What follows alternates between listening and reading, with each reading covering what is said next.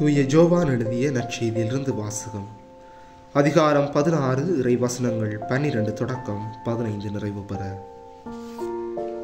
அக்காலத்தில் இயேசு தம் சீடரை நோக்கி கூறியது: நான் உங்களிடம் சொல்ல வேண்டியவை இன்னும் பல உள்ளன, ஆனால் அவற்றை இப்போது உங்களால் தாங்க இயலாது. உண்மையை வெளிப்படுத்தும் தூய ஆவியார் வரும்போது அவர் முழு உண்மையை நோக்கி உங்களை வழிநடத்துவார். அவர் தாமாக எதையும் பேச மாட்டார், தாம் கேட்பதையே பேசுவார். வரப்போகின்றவற்றை உங்களுக்கு அறிவிப்பார். அவர் என்னிடமிருந்து கேட்டு உங்களுக்கு அறிவிப்பார்.